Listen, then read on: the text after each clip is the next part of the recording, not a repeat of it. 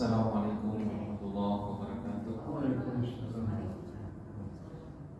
Alhamdulillahilladzi hadana li hadza wa ma kunna linahtadiya laula an hadana Allah. Asyhadu an la ilaha illallah wahdahu la syarika lah wa asyhadu anna Muhammadan abduhu wa rasuluhu la nabiyya ba'dah. Ibu bapak jemaah pengajian duha yang dimuliakan Allah, puji dan syukur kehadirat Allah Subhanahu wa taala senantiasa kita ulang-ulang selalu sampai hari ini 28 Syawal 1446 Hijriah bertepatan dengan 23 April 2025 Masehi. Ya, 27 April. 27 April 27 April 2025 Masehi. Allah masih karuniakan kepada kita nikmat yang banyak sekali sehingga kita bisa hadir di tempat ini. Salawat beriring salam buat junjungan kita Nabi besar Muhammad sallallahu alaihi wasallam. Allahumma shalli ala Muhammad wa ala ali Muhammad. Ibu-ibu yang dimuliakan Allah dan bapak-bapak, sepertinya yang tadi berbeda terus. Ya, hari Ahad tanggal berapa saya hadir di sini? 20 ya, tanggal 20. Kan. Ya, itu ada nama saya di sini ya, 13 April. Nah, tanggal 13 April, Ahad tanggal 13 April yang lalu saya hadir di sini. Kita mengkaji awal surah Al-Baqarah. Ada ibu yang hadir waktu itu? Ibu hadir ya? Oh, kita minggu kemarin saya tak hadir. Oh, ya. Karena keluar kota. Jadi kita waktu itu mulai mentadaburi surah Al-Baqarah dengan mengartikan kata per kata, ya, juga menyebutkan kenapa namanya Al-Baqarah, jumlah ayatnya, di mana diturunkan, nah itu ya. Sekarang kita lanjutkan pada ayat keempat. Kita baca bersama-sama terlebih dahulu ibu bapak. A'udzu billahi minasy syaithanir rajim. Bismillahirrahmanirrahim. Walladzina yu'minuna bima unzila ilaika wa ma unzila min qablik wa bil akhirati hum yuqinun ulaika ala hudam min rabbihim wa ulaika humul muflihun. Itu saya dulu dua ayat. Walladzina, wa itu artinya dan, alladzina orang-orang, yu'minuna beriman, bima, bi itu dengan ma apa. Nah ini bahasa Arab ya ibu. Nanti baru kita terjemahkan kepada bahasa Indonesia. Kita ikuti letter leg-nya dulu. Unzila yang diturunkan, ilaika, ila artinya ke engkau, kepada engkau. Wa ma unzila dan apa yang diturunkan, min qablika, min dari qabli sebelum ka engkau, dari sebelummu. Maksudnya yang diturunkan kepada Rasul sebelummu. Wa bil akhirati dan dengan bi dengan al-akhirati hari akhirat, hum mereka yuqinun yakin. Nah, terjemahan lebih mudahnya, dan orang-orang yang mereka itu beriman terhadap apa yang diturunkan kepadamu dan apa yang diturunkan kepada orang sebelummu, kepada nabi-nabi sebelummu, dan mereka yakin dengan hari akhirat. Mereka yakin dengan hari akhirat. Ibu-ibu, bapak-bapak yang dimuliakan Allah, ibu bapak yang dimuliakan Allah, ayat ini menjelaskan kelanjutan ciri-ciri atau perbuatan yang dilakukan oleh orang bertakwa. Jadi kalau kita ingin jadi orang bertakwa, ini amal yang mesti kita perbuat. Kan di atas itu kita ulang Alif Lam Mim Dzalikal kitabul la raiba fihi hudan lil muttaqin. Demikianlah kitab tiada keraguan padanya, petunjuk bagi orang yang bertakwa. Muncul pertanyaan, orang bertakwa itu bagaimana ya Allah? Dijawab oleh Allah langsung. Ini namanya tafsir ayat dengan ayat. Apa itu orang bertakwa? Yaitu orang yang beriman dengan yang gaib. Alladzina yu'minuna bil ghaibi wa yuqimuna shalah, dan mereka mendirikan salat.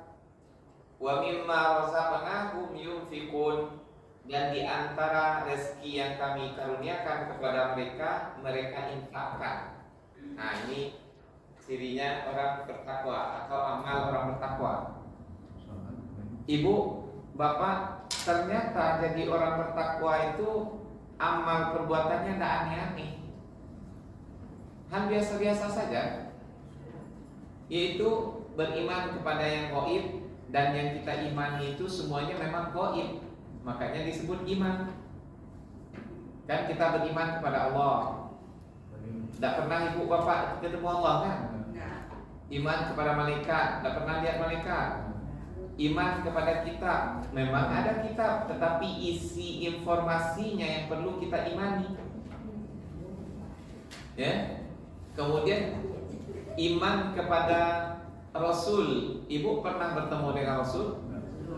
Belum pernah. Nanti di akhirat bertemu, insya Allah. Dan ibu beriman dengan hari kiamat. Beriman? Beriman bu? Pernah sudah melihat hari kiamat itu? Bagaimana pula melihatnya? Belum terjadi.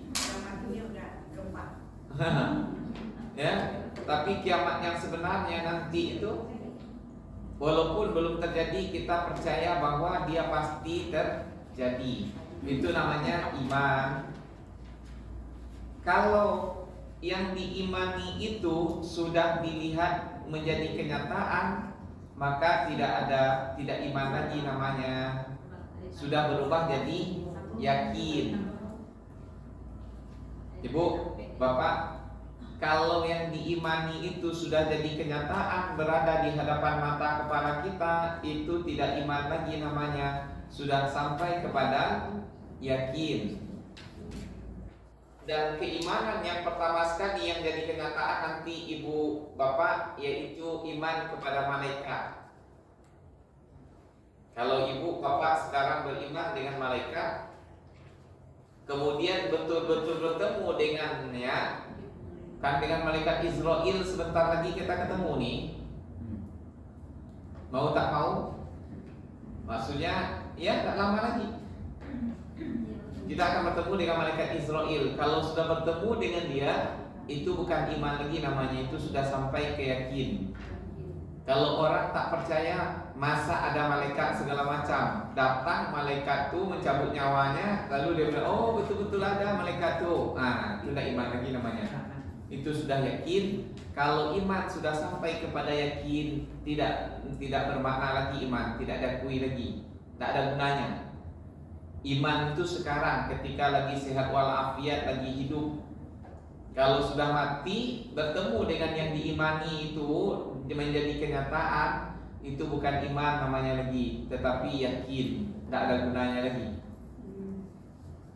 Kalau sudah bertemu dengan hari kiamat, ibu bapak percaya adanya surga dan neraka? Pernah bertemu? Nanti kalau betul-betul bertemu di akhirat dengan neraka, oh betul-betul ada, ternyata tidak berlaku iman waktu itu. Kalau tak beriman sekarang. Tetapi kalau beriman sekarang, oh betul-betul ada. Nah, maka baru bernilai iman. Alhamdulillah saya bahwa ini ada dulu. Ini betul-betul ada di surga, betul-betul ada neraka. Itu baru iman berarti, berguna iman ibu bapak. Makanya iman itu dari sekarang kita percaya adanya Allah. Bahkan percaya dialah yang mengatur segala-galanya dan hanya dia yang berhak untuk kita sembah ibadati. Kita percaya adanya malaikat.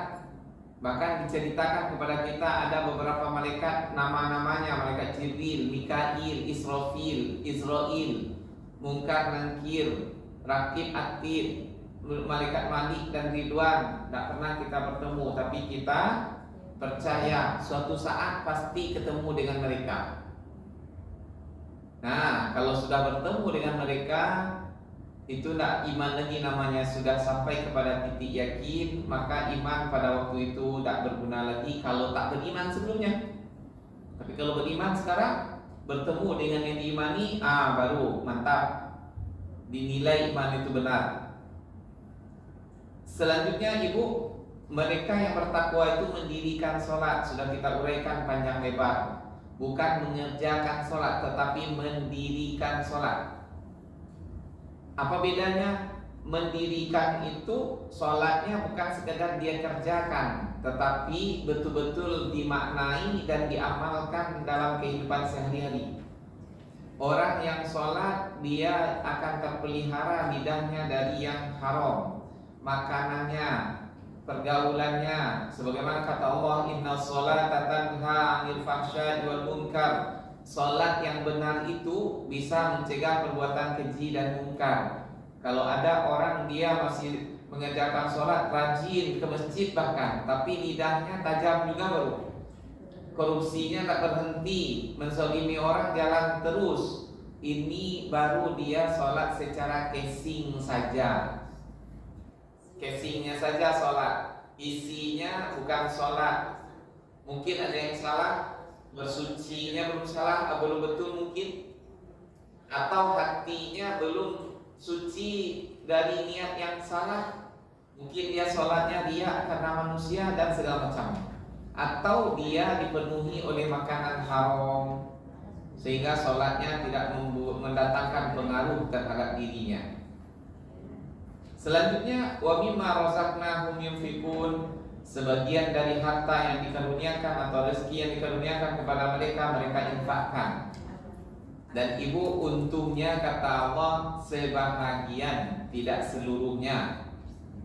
Ya, bahkan secuil, 1/40 saja dari harta yang kita miliki sekali setahun pula, bukan tiap hari. Kalau ibu punya uang 1 miliar, zakatnya 25 juta saja. Ya, segitu saja.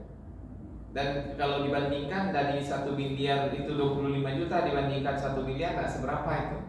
Masih tersisa untuk kita 975 juta lagi. Nah, jadi diminta sedikit untuk diberikan kepada orang-orang yang membutuhkan dari kalangan fakir dan miskin. Silakan Bu.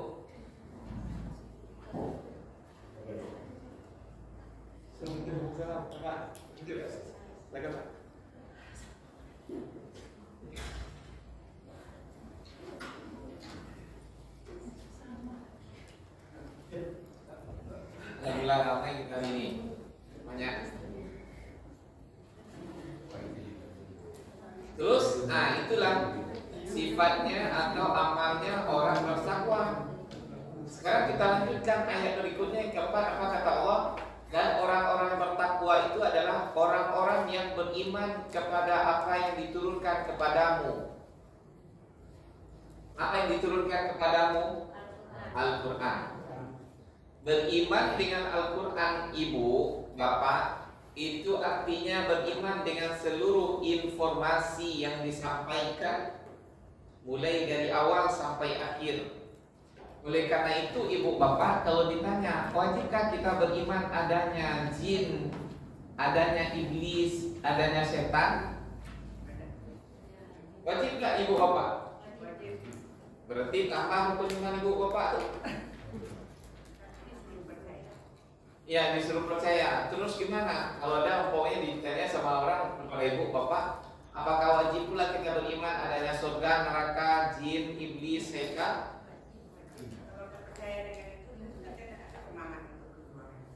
Ya Bu, ya kan wajib kan? Terus apakah bertambah rukun iman kita dengan beriman kepada jin, iblis? Kenapa? Karena udah dibilangin dalam percaya kepada kita. Iya, memang santiang-santiang Ibu. Karena kita beriman dengan isi Al-Quran, dan isi Al-Quran diantaranya menginformasikan kepada kita tentang adanya jin, tentang adanya setan, tentang adanya surga dan neraka. Ya. Jadi kita beriman kepada itu seluruhnya dalam kandungan beriman kepada kitab Al-Quran. Betul Bu? Jadi dan beriman dengan apa yang diturunkan kepada Muhammad, seluruh apa yang disampaikan oleh Al-Quran kita percaya, itu namanya iman. Tak boleh kita ingkari, walaupun umpamanya kita tak tahu wujudnya bagaimana. Di dalam Al-Quran diceritakan tentang Ya'juj dan Ma'juj. Nanti sebelum hari kiamat dia akan keluar. Entah dari mana keluarnya. Kita percaya dengan informasi Al-Quran bahwa akan ada Ya'juj dan Ma'juj. Bagaimana bentuknya? Tak tahu. Pokoknya kata Allah dalam Al-Quran ada.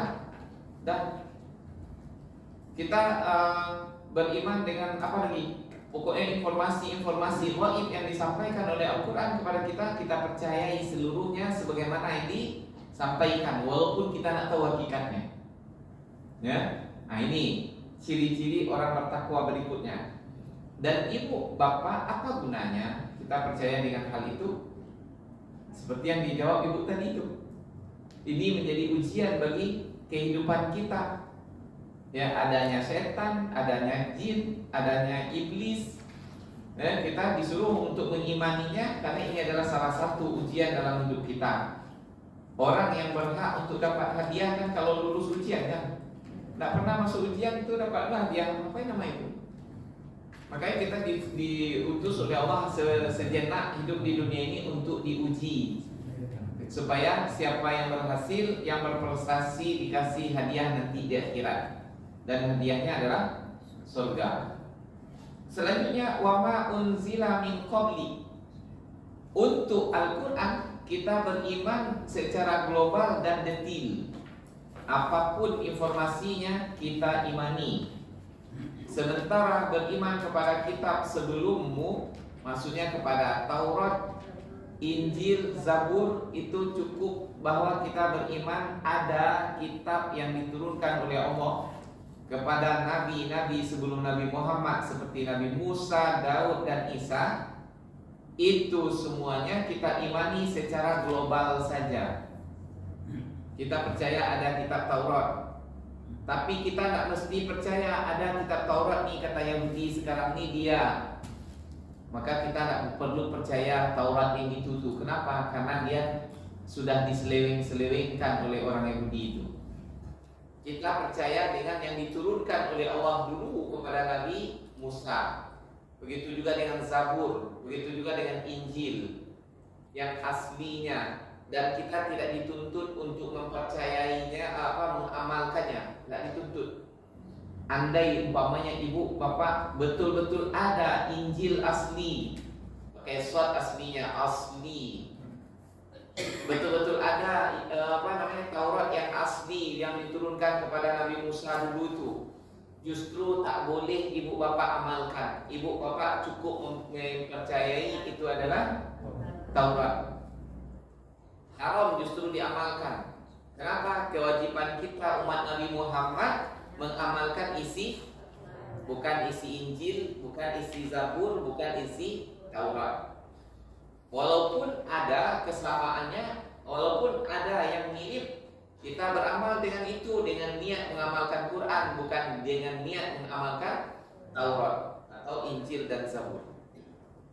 Karena ibu bapak ada salah sedikit-sedikit ya di antara ajaran Taurat itu, Injil itu yang sampai hari ini sama dengan Al-Quran. Ya, bahkan Taurat lebih banyak sama dengan Al-Quran. Namun ketika kita mengamalkannya, apakah niat kita mengamalkan Taurat atau Al-Quran? Al-Quran. Begitu juga dengan syariat-syariat. Contohnya ibu bapak sampai hari ini orang Yahudi itu Kalau mati persis seperti kita diperlakukan. Dimandikan, dilepaskan dari pakaiannya, kemudian dimandikan. Setelah itu dikafani dengan kain putih, kemudian disolatkan, tetapi solatnya tentu ala mereka, ya, pakai tepuk tangan, siul-siul, ya. Kemudian dikuburkan persis seperti kita dimasukkan ke liang lahat, bukan pakai peti ke dalamnya. Kalau kita nggak tahu, ini ada orang penyelenggaraan jenazah, kita kira orang Muslim itu, padahal Yahudi.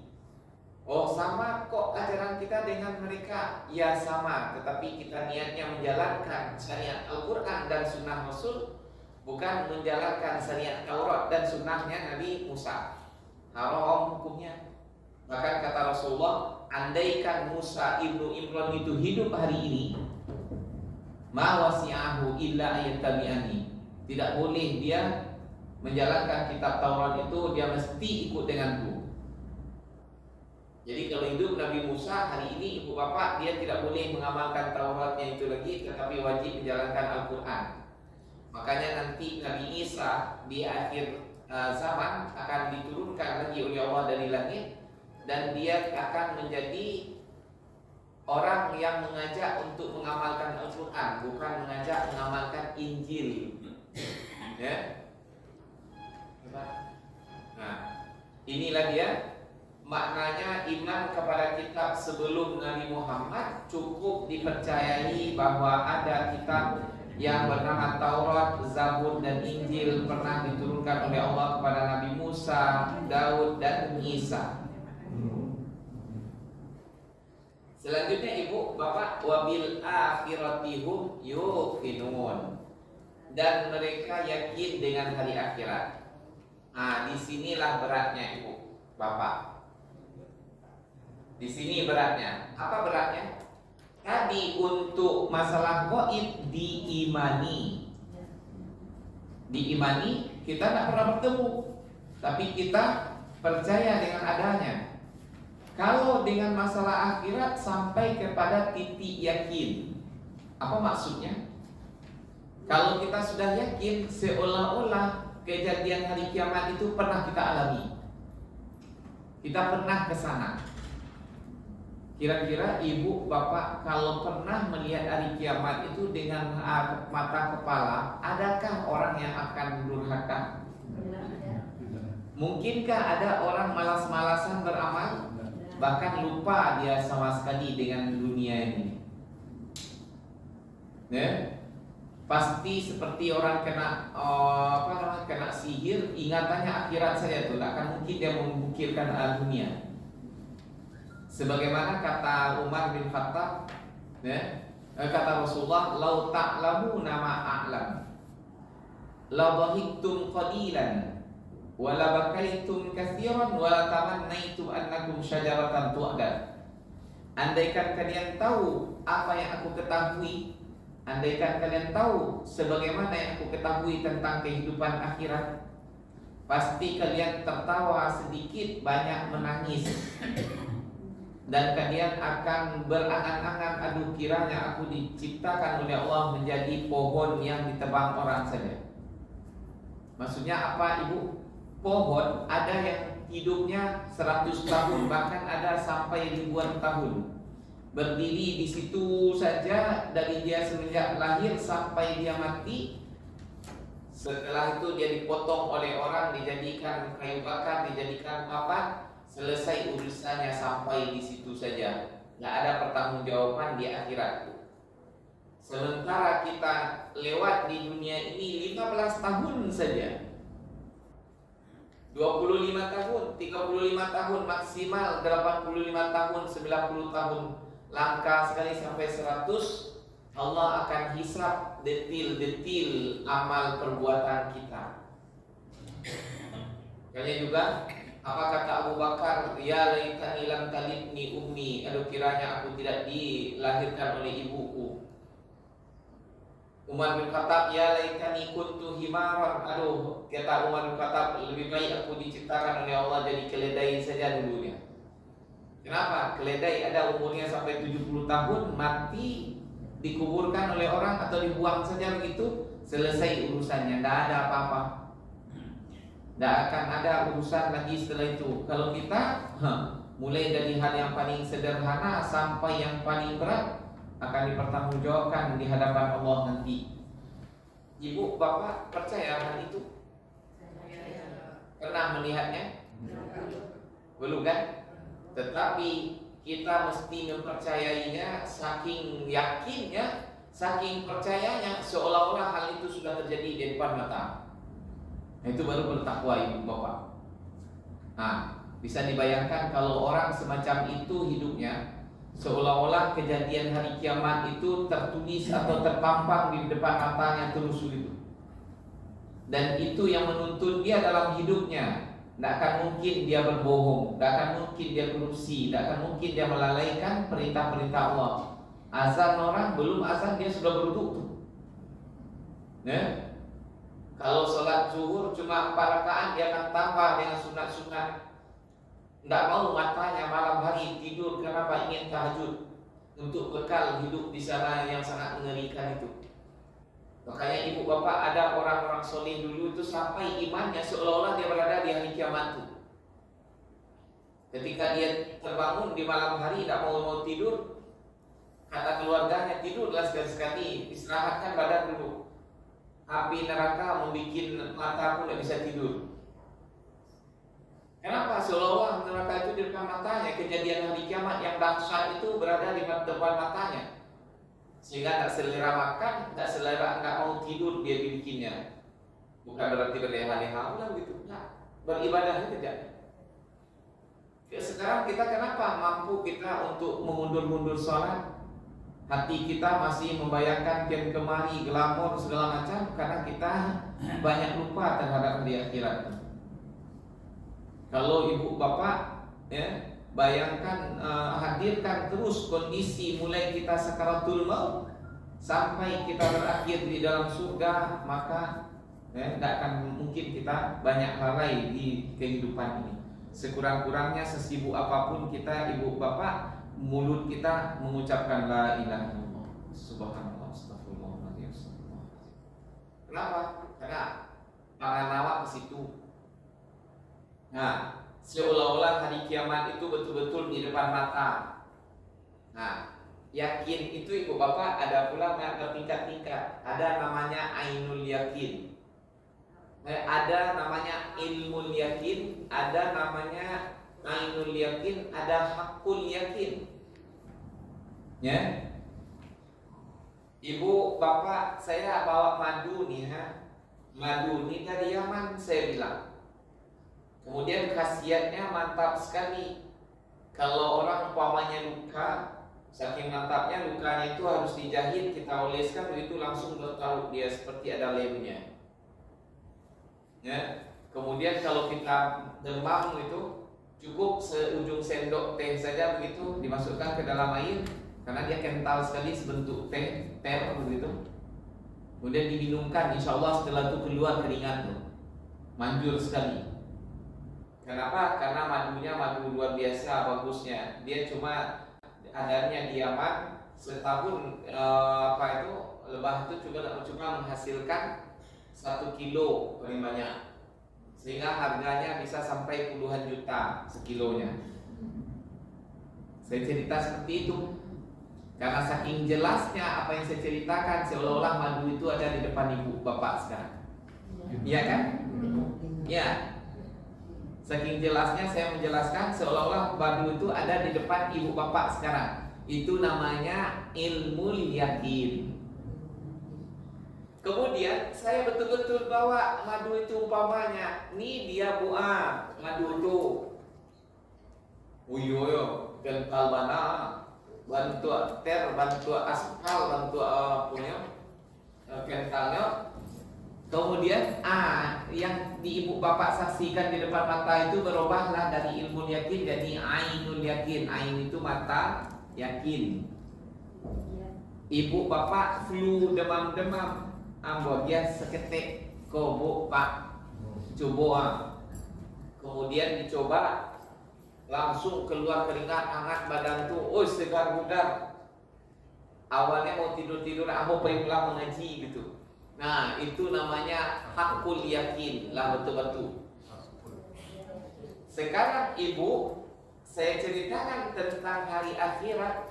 Ibu bapak percaya, dan saking jelasnya keterangannya tentang hari akhirat itu, seolah-olah hari akhirat itu bagaikan kita saksikan melalui film gitu.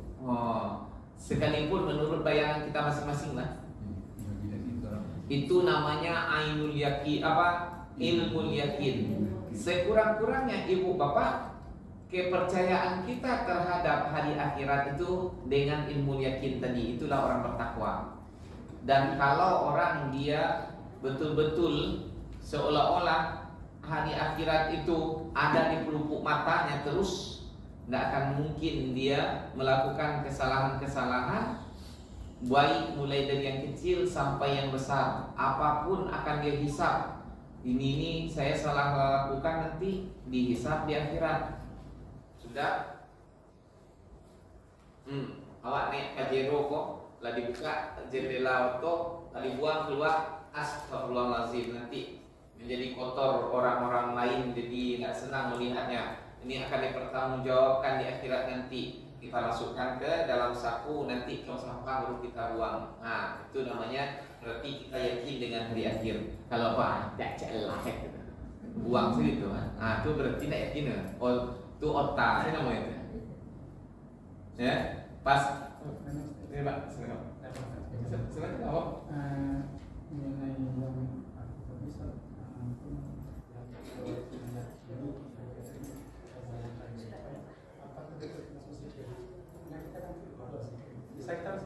apakah sudah termasuk fikir ya?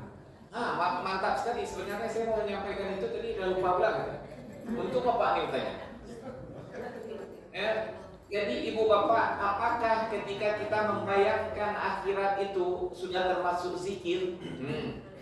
Justru inilah salah satu ibadah salafun saleh, ulama-ulama saleh dulu yang sudah kita lupakan hari ini. Saya ulangi, justru ini adalah ibadah ulama-ulama saleh dulu yang kita lupakan hari ini. Banyak orang tak tahu. Alhamdulillah waktu Ramadan sering sekali ini saya sampaikan. Ibadah yang paling penting kita lakukan di bulan Ramadan justru hal itu. Dan tapi bukan Ramadan saja, sekarang juga. Apa maksudnya? Salah satu yang dilakukan oleh Imam Sufyan As-Tsauri, namanya Sufyan bin Uyainah, ya, Al-A'mash, Ikrimah, orang-orang saleh dulu, murid-muridnya para sahabat Rasulullah, bangun dia di tengah malam. Ya. Setelah dia sholat tahajud, sholat witir, dia duduk dulu membayangkan bagaimana perjalanan hidupnya mulai dari sakaratul maut sampai berakhir dengan surga. Kadang-kadang mereka ada di antaranya itu ketika dia terbangun langsung teringat alhamdulillahilladzi ahyana ba'da ma amatana wa ilaihi nusyur. Segala puji bagi Allah yang telah menghidupkan kami setelah kami dimatikan, dan kepadanya lah kami dikembalikan nanti. Alhamdulillah masih di dunia terbangun, bukan di padang mahsyar. Karena di dalam surat Yasin dikatakan wa nufikha fis suri fa idahum minal ajdasi ila rabbihim yansilun. Ibu bapak yang biasa Yasinan pasti kalaupun hafal biasa teringat dengan itu. Ditiupkan sangkakala, lalu mereka dibangkitkan dari kubur mereka untuk dikumpulkan menghadap kepada Tuhan mereka.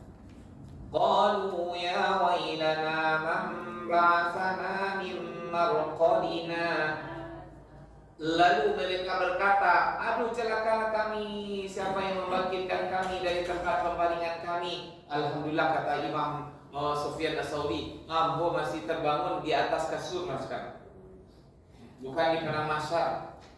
Alhamdulillah dalam kondisi aman. Alhamdulillah masih dalam kondisi bisa menambah amal. Kemudian setelah itu lupa dia untuk pergi sholat tahajud. Kenapa? Berjalan-jalan pikirannya, mulai dia dari sakaratul maut. Dibayangkan malaikat maut datang, bagaimana kira-kira dia mencabut nyawa kita. Rasulullah, orang yang paling disayangi oleh Allah saja, sangat berat rasanya sakaratul maut itu. Sehingga ya, kata Siti Aisyah, dulu aku berangan-angan supaya sakaratul mautku ringan, tetapi ketika menyaksikan sakaratul maut Rasulullah sangat berat, hilang keinginanku untuk itu. Rasulullah saja seperti itu katanya.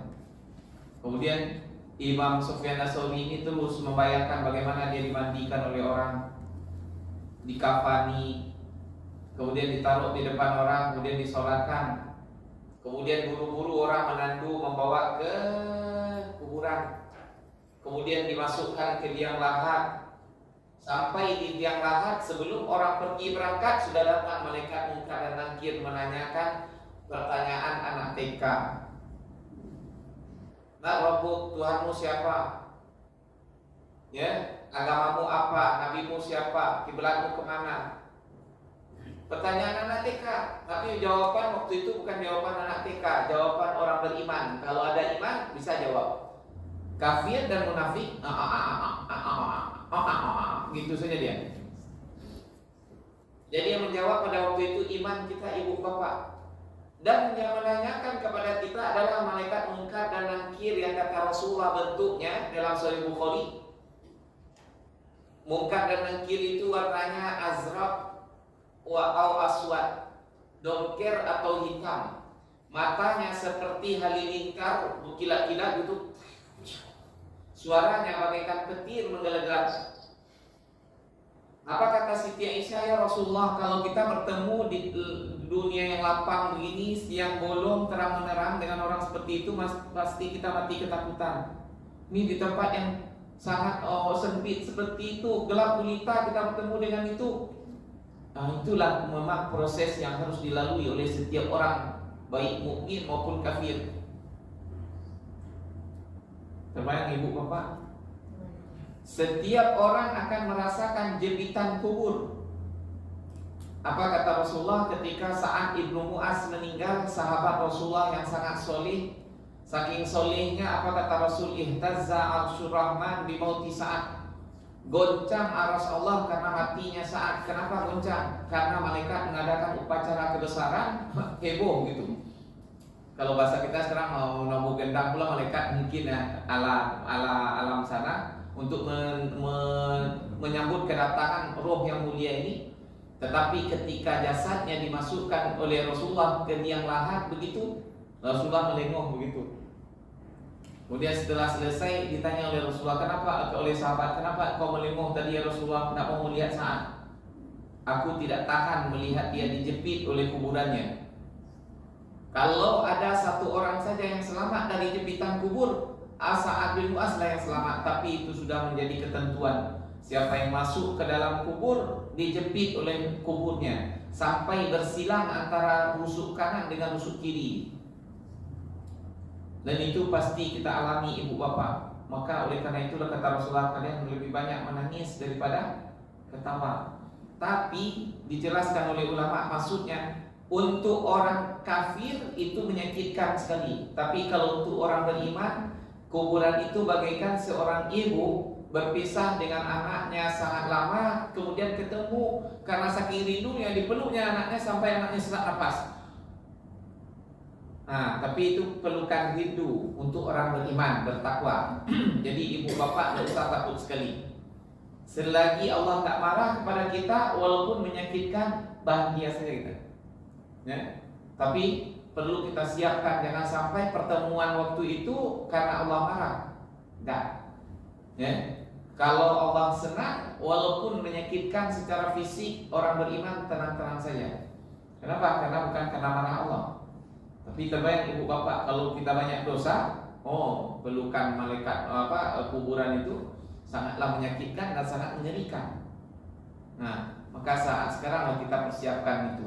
Terus dibayangkan terus oleh Imam Sufyan Ats-Tsauri tadi itu. Bahkan dia kadang-kadang dengan temannya begitu, tamasya akhirat namanya. Kemudian berbaring di alam barzah itu antara dua. Kalau bukan taman surga, lubang menuju neraka.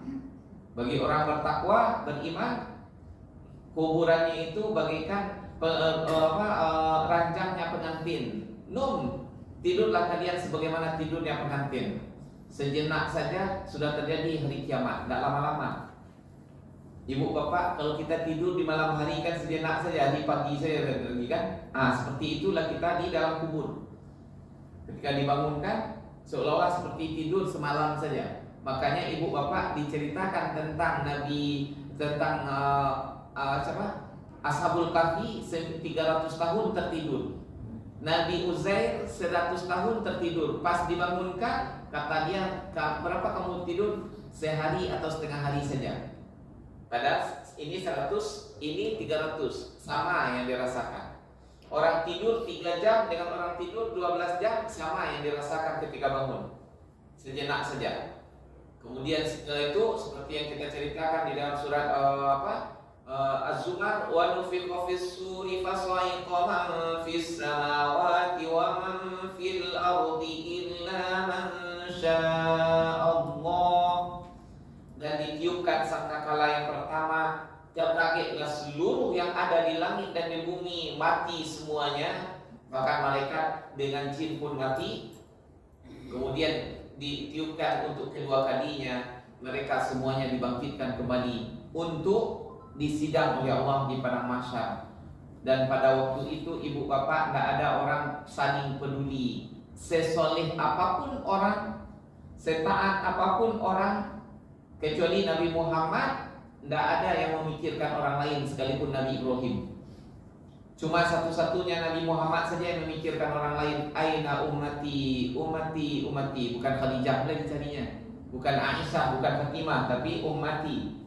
Makanya kita wajib mencintai Rasul. Rasul ketika sakaratul maut dia ingat bukan anaknya, tapi ummati, ummati, umatku, umatku. Waktu bangun nanti di akhirat juga kita yang ditanya, mana umatku, mana umatku. Makanya kita berharap syafaat dari Rasulullah.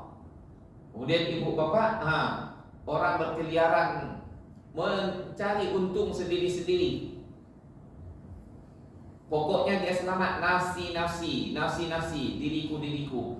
Ibu sangat sayang kepada suami, bapak sangat sayang kepada istri, ibu sangat sayang kepada anak, bahkan nyawa pun dipertaruhkan demi anak. Hari itu tidak peduli dengan anak.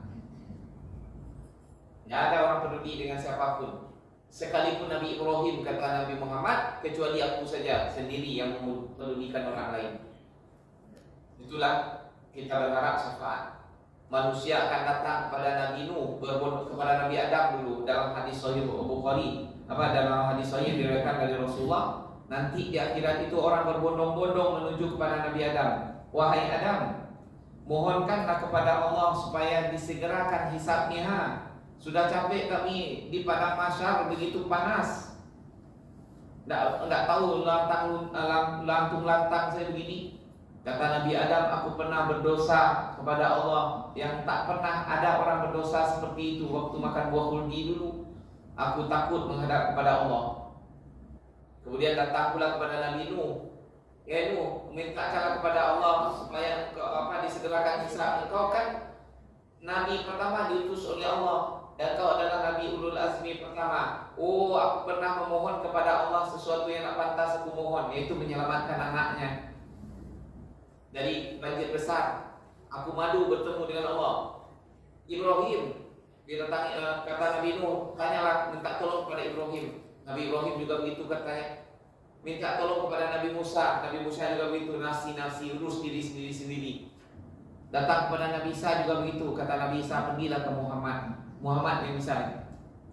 Baru datanglah manusia berbondong-bondong kepada Nabi Muhammad. Lalu baru Nabi Muhammad pada waktu itu, ya, di dalam hadis itu kata Rasul, saya akan sujud menghadap kepada Allah. Lalu aku memuji Allah dengan pujian tak pernah diucapkan sebelum itu, dan tak pernah pula diucapkan sesudah itu. Dan aku memohon kepada Allah supaya disegerakan hisab. Kemudian Allah mengatakan, ya Muhammad, mintalah apa yang kamu inginkan, aku berikan sekarang. Ya, nah ini. Kemudian dihisab ibu bapak kita dengan sedetil-detilnya. Jangan bayangkan mesti satu-satu ya. Serentak Allah hisab seluruh orang dalam satu saat berpisah. Ya. Mulai dari perbuatan paling besar sampai paling kecil. Wa may ya'mal mithqala dzarratin khairan yarah. Wa may ya'mal mithqala dzarratin syarran yarah. Siapa yang melakukan perbuatan baik walaupun sebiji atom akan dia saksikan. Dan siapa yang melakukan perbuatan jahat walaupun sebiji atom juga dia akan melihat akibatnya. Sampai-sampai kata Rasulullah ada orang duduk-duduk di jalan, kemudian diambil pasir, kemudian digini-ginikan. Ditanya aku, apa maksudmu melakukan itu? Kita lagi duduk umpamanya di teras rumah, kemudian lewat si Anu. Siapa tuh? Si Anu. Tadi itu akan ditanya apa maksudmu? Dalam sebuah riwayat dikatakan ada orang dia bersiul gitu. Kemudian apa kata malaikat rahmat? Ini perbuatan baik nih. Kata malaikat rakib ini perbuatan jahat nih. Bertengkar pula malaikat nih. Ini jahat, ini baik, ini jahat, ini baik. Mana pula jahat? Ini baik nah. Diutus oleh Allah malaikat satu lagi kepada dua malaikat nih. Uktuba wa alaina tafsir. Tugas kalian catat saja. Nanti di akhirat kami yang merincinya. Apa maksudnya ini? Ya'lamu kha'inatal a'yun wa ma tukhfis sudur. Dia mengetahui pengkhianatan mata dan apa yang tersembunyi di dalam hati. Ibu bapak, apa yang ibu bapak lakukan 1 jam yang lalu, sekarang ibu bapak sudah lupa. Apalagi yang 10 tahun, 20 tahun, 30 tahun yang lalu. Ya. Tapi Allah wa maka rabbuka nasiya, Allah Tuhanmu tak pernah lupa sedikit pun yang pernah kita lakukan. Dia pertontonkan semuanya, ya Allah, dari mulai akil balik sampai sakaratul maut. Itu yang dibayangkan oleh Imam Sufyan Ats-Tsauri. Kemudian padahal tadi itu diceritakan di tangannya sudah ada gayung untuk berwudu. Dan diginikan air di dalam gayung untuk berwudu. Tapi dia jalan-jalan itu. Begitu sih dia mematung. Pindah-pindah terus sampai dihisab, sampai menerima catatan amal, tangannya masih begitu saja. Mulai dari tengah malam jam 2 lah kalau bahasa kita. Begitu saja, jalan terus dia dalam pikirannya begitu. Bahkan dia sekali-sekali saling bertanya dengan kawannya, kamu lagi di mana? Saya masih dihisab. Oh, saya sudah sampai di jembatan Sirat.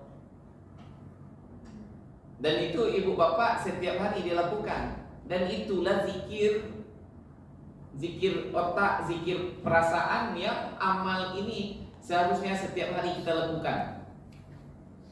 Setiap hari kita lakukan seperti ini. Dan itu pahalanya besar di sisi Allah. Sama dengan kita subhanallah, subhanallah, bahkan lebih dari itu. Kadang-kadang kita subhanallah, subhanallah, penganan ke mana-mana.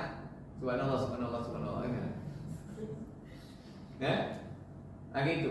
Jadi justru Pak, itu yang zikir sebenarnya Pak. Pahalanya besar itu.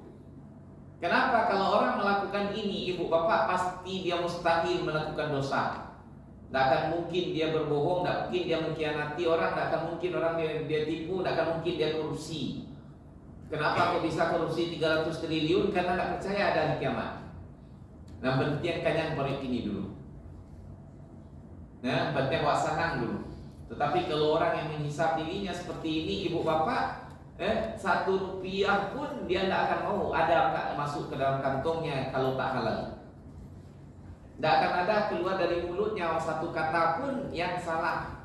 Kalaupun dia ada terlontar langsung astagfirullahaladzim deh. Ba'allah labih kau wiswa isap ini kode Tuhan lah kau ucap kau.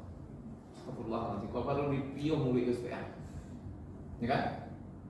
Ini ibu bapak orang yang beriman dengan hari akhir. Kemudian Imam Sufyan Ats-Tsauri tadi itu dia jalan terus sampai dia menerima catatan amal. Dia bayangkan, ya Allah, kalau di sebelah kiri atau dilemparkan di belakang, la haula wa quwwata illa billah. Kemudian dia lihat catatan amalnya, apakah dia tersenyum pada waktu itu atau dia menangis darah gitu. Kemudian setelah itu ditimbang. Waktu ditimbang itu fa'amma man saqulat mawazinuhu fahuwa fi 'aishatir radiyah. Maka siapa yang pada waktu itu amal perbuatan kebaikannya lebih berat daripada kejahatannya, maka dialah dalam kehidupan yang diridhai. Wa amma man khaffat mawazinuhu fa ummuhu hawiyah. Dan siapa yang amal perbuatan kebaikannya itu ringan, maka dialah orang yang celaka. Ibu bapak kan kita hafal semua ayat-ayat tadi itu kan. Nah, seharusnya ketika kita baca itu tersampai, ya Allah, terbayang bagaimana kira-kira ketika saya ditimbang nanti amal saya itu. Dan ada di beberapa tempat nanti orang tak akan mengingat orang lain.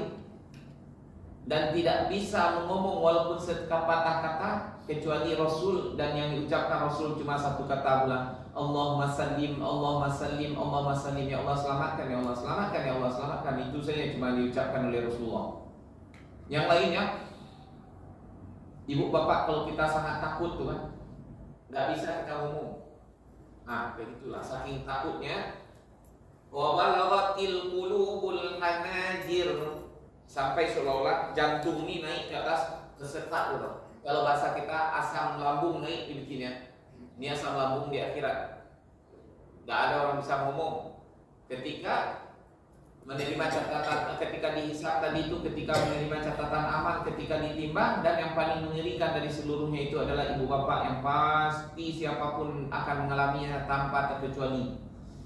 Wa in minkum illa waliduha kana 'ala rabbika hatman maqdiya. Dan tidak ada seorang pun di antara kalian melainkan pasti lewat di atas neraka jahanam, dan itu merupakan keputusan Tuhanmu yang tidak bisa diganggu-gugat. Kenapa? Jembatan Sirat menuju surga itu terbentang di atas neraka jahanam. Walaupun Rasulullah Nabi Muhammad mesti lewat di situ. Apa kata Abdullah bin Rawahah, sahabat Rasulullah? Lewatnya pasti, selamatnya nggak ada jaminan. Kenapa kata Allah? Summa nunajjil ladzina taqaw wa nadharul zalimina fiha jisiya. Nih, pas sekali yang kaji kita sekarang nyambung dengan ayat itu. Kemudian kami selamatkan orang-orang yang bertakwa. Ibu, dan cerita kita orang bertakwa sekarang. Yang akan diselamatkan waktu lewat di atas jembatan Sirat adalah orang yang bertakwa, orang yang beriman kepada hari akhir, mendirikan sholat, membayarkan zakat, beriman kepada Al-Quran dengan yang gaib, dan meyakini tentang hari kiamat yang kita ceritakan ini. Ibu bapak, seolah-olah terjadi betul-betul di depan ibu bapak sekarang ini juga ya. Ilmunya sudah pasti, walaupun belum kita lihat dengan mata kepala, tetapi seolah-olah dia sudah hadir atau kita berada di situ sekarang. Ibu, gimana kira-kira kita lewat di atas jembatan Sirat itu, di bawahnya neraka jahanam?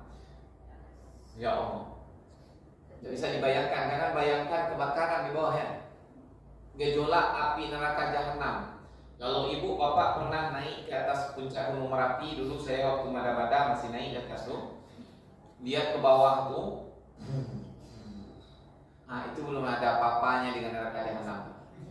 Neraka jahanam itu kalau dibawa sedikit korma ke dunia ini, hancur langit dengan bumi dibikinnya. Itu masih oke-oke saja di atas gunung. Itu saja kita melihat. Andaikan seperti ini saja azab neraka jahanam, sudah cukup untuk surga azab. Ini enggak. Nah, itu yang akan diazabkan kepada kita. Na'udzubillah summa na'udzubillah. Sehingga goncang-goncang lah. Tubuhnya siapa tuh? Imam Sufyan As-Tsauri. Kamu lagi sedang lewat di jembatan Sirat, kan? Nah, kalau selamat dari situ, baru bisa senyum ibu bapak. Lewat dari situ, bertemu kita dengan Rasulullah. Lewat dari situ kita disuguhi minuman oleh malaikat. Tak tanggung, semua orang haus. Sekalipun Nabi seolah-olah akan terputus-putus tenggorokan saking hausnya. Ya. Ketika sudah minum telaga Kausar, nggak ada lagi cerita mati, nggak ada lagi cerita haus, nggak ada lagi cerita sakit. Senang saja, hilang langsung gundah-gulana kesedihan yang tadi itu. Makanya, faman zuhziha 'anil nari wa udkhilal jannata faqad faz. Siapa yang diselamatkan dari api neraka tadi dan dimasukkan ke dalam surga, itulah dia orang yang betul-betul sukses. Ibu bapak, sukses itu yang sudah bukan yang sudah sampai jadi profesor, doktor, yang sudah jadi jenderal, yang jadi ini itu. Yang sukses, sebenarnya sukses ketika dia selamat dari api neraka, dimasukkan ke dalam surga. Semoga kita semuanya diselamatkan oleh Allah dari api neraka dan dimasukkan ke dalam surganya. Fi mustaqbali rahmati. Ibu bapak, itulah kebahagiaan yang tak ada sedih sesudah itu lagi. Ya, nah makanya orang-orang yang bertakwa ibu bapak seolah-olah kejadian itu ada di depan matanya terus. Ketika dia mau berbicara, la haula wa quwwata illa billah, apakah selamat aku dengan pembicaraan ini waktu itu melakukan ini begitu. Pas kita mau sholat, ya Allah, apakah kualitas sholat yang saya lakukan ini sudah cukup untuk lewat di atas jembatan sirat nanti ini? Kalau aku sedekah ini apakah sudah cukup keikhlasanku untuk memberatkan timbangan di akhirat nanti? Kalau aku puasa ini apakah sudah cukup untuk meringankan panasnya pada masa nanti? Karena kata Rasulullah, siapa yang puasa satu hari lillahi ta'ala, bukan dari panasnya matahari di pada masa selama 70 tahun, ya, 70 tahun perjalanan. Makanya ibu bapak, kita puasa Senin Kamis, tidak usah kita niat supaya badan saya sehat. Ya Allah, jauhkan aku dari panasnya terik matahari di padang mahsyar nanti. Senin Kamis, Ayyamul Bait, kan, apalagi Ramadan. Dan niatkan seperti itu. Pokoknya apapun yang kita amalkan, dan ibu bapak, kalau seperti itu kita beramal, insya Allah berbeda cara amal kita. Sedikit tetapi mantap. Ya, kita mungkin baca subhanallah, subhanallah, subhanallah, alhamdulillah, alhamdulillah, betul-betul kita maknai. Ya, terbayang perjalanan seperti yang dilakukan Imam Sufyan Ats-Tsauri tadi itu. Ya, dan itu yang akan sangat berbekas dalam kehidupan kita sehari-hari ibu bapak. Ya. Inilah namanya, itulah namanya orang yang bertakwa. Kalau hal seperti itu menjadi kebiasaan kita, istilah orang sekarang habit dalam kehidupan, maka pasti insya Allah ulaika ala hudam mir rabbihim. Mereka itulah orang-orang yang berada di atas petunjuk Tuhan mereka. Mereka itulah orang-orang yang berada di atas petunjuk Tuhan mereka, sebagaimana doa kita di dalam sholat 7 kali sekurang-kurangnya, 17 kali sekurang-kurangnya setiap hari. Ihdinas siratal mustaqim. Ya Allah, tunjuki kami ke jalan yang lurus. Apa jalan yang lurus nih? Beriman kepada yang gaib, mendirikan sholat, menginfakkan sebagian harta, beriman kepada kita, kemudian yakin bahwa hari akhir itu betul-betul pasti akan kita alami, mulai dari sakaratul maut sampai berakhir dengan surga insya Allah. Ya, itulah orang yang berada di atas petunjuk Tuhan mereka. Wa ulaika humul muflihun. Wa dan ulaika mereka itu orang-orang muflihun, orang yang beruntung.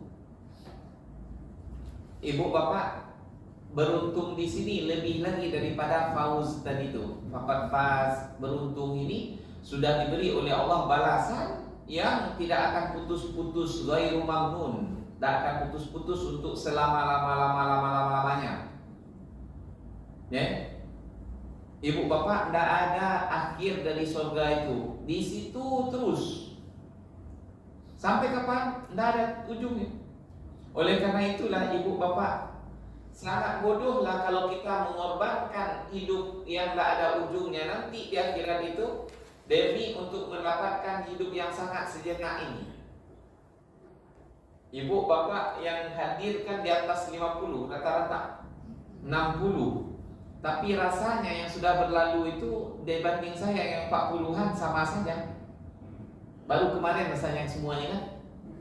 Baru-baru ini saya dari Kepatangko baru anak-anak, baru Kepatangko baru remaja, baru Kepatangko baru jadi pengantin, baru Kepatangko baru punya anak, baru Kepatangko jadi labanan tulo, baru Kepatangko rasanya loh. Ibu bapak, waktu yang sudah berlalu bagi anak yang 10 tahun, 20 tahun, 30 tahun, orang tua yang 80 tahun seolah-olah sama saja. Sudah berlalu. Jadi tiba-tiba lah tua sewa. Dan mau tak mau sebentar lagi kita akan diantar oleh orang ke liang lahat. Nah, tinggal kita sisa-sisa waktu ini untuk memperbaiki itu semuanya supaya kita masuk ke liang lahat itu dengan mulut tersenyum, bahagia, puas dengan kehidupan dunia. Kenapa? Karena kita sudah taat kepada Allah. Bukan bahagia dengan menikmati dunia, tapi berbahagia dengan persiapan menghadapi kehidupan yang tidak ada putus-putusnya nanti itu.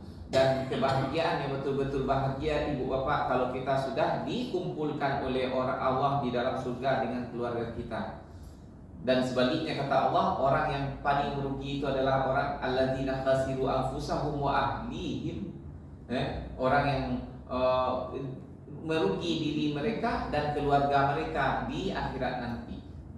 Ya. Nah, inilah tadabbur kita terhadap surah Al-Baqarah tanpa terasa pas sejam lewat semenit saja. Ya, Buya Sosokat sudah datang.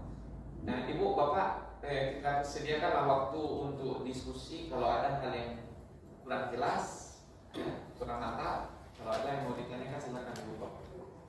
Sebelum kita akhiri dulu.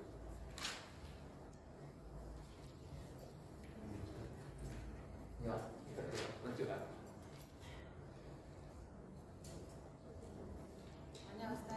Silakan. Terima kasih Ustaz. Mengingatkan sekali Ustaz ketika pelajaran yang Ustaz berikan tadi mengenai hari akhirat. Jadi ada yang ingin kami tanyakan. Mungkin dalam waktu berlalu mudah-mudahan sangat kelamlah kehidupan Ustaz. Jadi mungkin dalam bekerja dan segala macam banyak hal-hal yang kita lakukan mungkin yang banyak dosanya. Tentu setelah tercatat semua oleh malaikat Tuhan. Jadi dalam hal upaya kita menghadapi contoh sakaratul maut, azab ibtidah kubur itu, apakah dosa-dosa tersebut bisa kita delete Ustaz? Dan kita mulai, kami mungkin masih sangat lama sekali Ustaz. Di umur 60 ini baru ini tuh mendengar itu Ustaz. Secara jelas Ustaz menggambarkan tadi, dan sangat sulit sekali rasanya untuk bagaimana Allah akan mengampuni dosa yang telah berlalu. Bismillahirrahmanirrahim. Kadang-kadang pertanyaan itu ibu perwakilan dari yang lain kan? Dan semua kita merasakan hal seperti itu. Tapi apa kata Allah, ibu, bapak, insya Allah kita ansur-ansur. Ya, kita ansur-ansur. Tetapi Allah saya katakan kepada ibu bapak terlebih dahulu, berbahagialah. Yang diberi oleh Allah umur panjang, kemudian diberi kesempatan untuk seperti ini. Ibu bapak catat saya dulu surat Al-Ahqaf ayat 15, nanti baca di rumah. Nanti insya Allah akan saya bimbing juga mentadaburi seperti ini. Bahagia dengan mendengar itu. Surat Al-Ahqaf, surat ke-46, ayat 15. Orang yang umurnya lebih dari 40 tahun diberi oleh Allah kesempatan untuk hidup, untuk menyadari hal-hal yang sudah lalu, itu nikmat yang luar biasa. Makanya ibu syukuri masih dipanjangkan umur oleh Allah untuk memperbaiki diri. Kemudian selanjutnya di dalam surah Az-Zumar Allah mengatakan, Qul ya ibadiyalladzina asrafu ala anfusihim la taqnatu min rahmatillah innallaha yaghfirudz dzunuba jami'an innahu huwal ghafurur rahim. Ibu bapak dengar baik-baik artinya ya. Catat saja dulu Az-Zumar surat ke-39 ayat 53. Mungkin nanti diulang-ulang di rumah. Katakan wahai Muhammad, hai hamba-hambaku yang telah terlanjur melampaui batas terhadap diri mereka, maksudnya yang sudah terlanjur berdosa. La taqnatu min rahmatillah. Jangan sampai kalian berputus asa dari rahmat Allah. Innallaha yaghfirudz dzunuba jami'a. Sesungguhnya Allah mengampuni seluruh dosa tanpa terkecuali. Ibu, bapak, sejahat-jahatnya kita, nggak ada kita yang sampai sejahat Fir'aun kan? Nggak mungkin. Tapi Fir'aun kata Allah kepada Nabi Musa, faqula lahu layyinan la'allahu yatadhakkaru aw yakhsha. Sampaikanlah wahai Musa dan Harun kepada Fir'aun itu peringatan dengan lemah lembut. Mudah-mudahan mau juga dia bertaubat. Fir'aun bertaubat, dia terima oleh Allah taubatnya. Kenapa pula kita putus asa? Dipanjangkan oleh Allah umur kita sampai seperti ini, kesempatan untuk memperbaikinya. Minta ampun saja yang sudah berlalu, Allah hapus, delete seluruhnya. Innahu huwal ghafurur rahim. Sesungguhnya dia itu maha pengampun lagi maha penyayang. Ibu, bapak bukan sekedar didelete oleh Allah, mau lebih daripada itu. Baca surah Al-Furqan, nanti ibu bapak silakan ulang-ulang di rumah sebelum kita tadabburi seperti ini secara ringkas saja dulu. 53 Bu. Al-Zumar ayat 53. Ini orang Surat Al-Furqan surat ke-25 ayat 64 dan sampai 71 lah. Apa kata Allah? Ini penduduk neraka jahanam dulu dikatakan oleh Allah, walladzina la yad'una ma'allahi ilahan akhar wa la yaqtuluna an-nafsa allati harramallahu illa bil haqqi wa la yaznun. Ini maksudnya hamba-hamba Allah nih, ya, yaitu orang yang tidak menyeru Tuhan selain Allah. Maksudnya tidak menserikatkan Allah dengan sesuatu yang lain, tidak membunuh jiwa yang haram untuk dibunuh, tidak pernah dia bunuh orang, dan dia tidak pernah berzina. Nah, ini hamba-hamba Allah.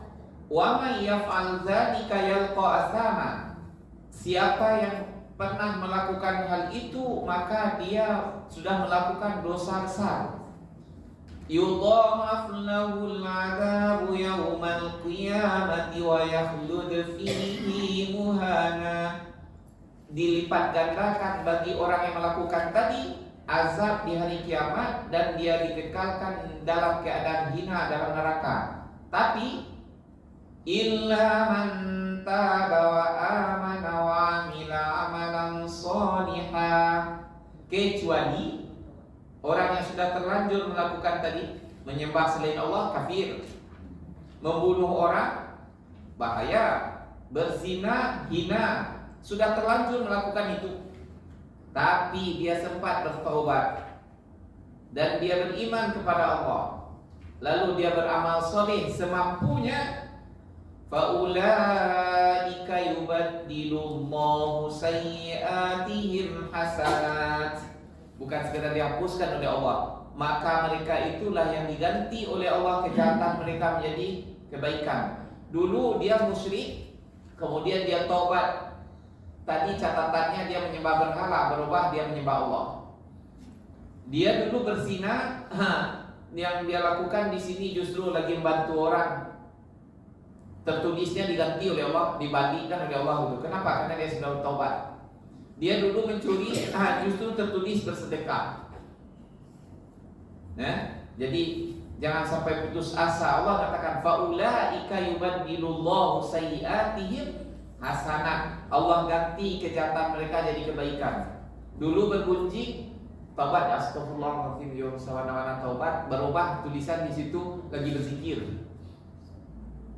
Ya, itulah kemahamurahan Allah. Wa kana Allahu ghafurur rahima.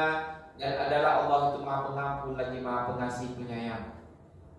Selagi masih nyawa di kandung badan, ibu bapak jangan pernah berputus asa atas rahmat Allah. Dipanjangkan oleh Allah umur kita lebih dari 40, 50, 60, diberi oleh Allah kesempatan ganti latu yang salah-salah itu dengan kebaikan. Masih ada kesempatan. Ya. Sehingga ada kesempatan kita mati dalam kondisi tersenyum juga akhirnya. Itulah namanya happy ending. Makanya kata Allah, kata Rasulullah, kullu bani Adam khata'un, setiap anak Adam pasti bersalah. Wa kullu khairu khata'in tawwabun, sebaik-baik orang yang bersalah adalah yang taubat. Tidak ada orang tidak bersalah, semuanya pernah berdosa. Tidak ada orang suci. Yang suci itu adalah yang mau bertobat terhadap kesalahan.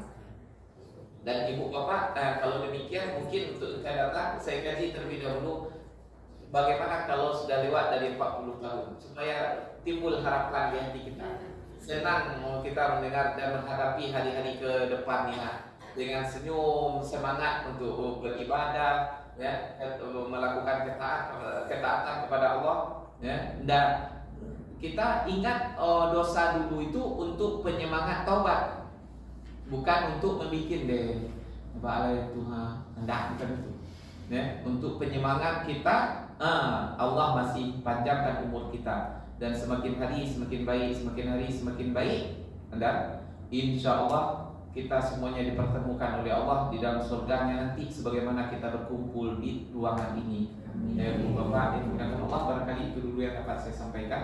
Ya, dipanjangkan umur kita, insya Allah minggu depan kita ketemu lagi. Ya, insya Allah karena minggu pertama saya datang lagi di sini. Ya.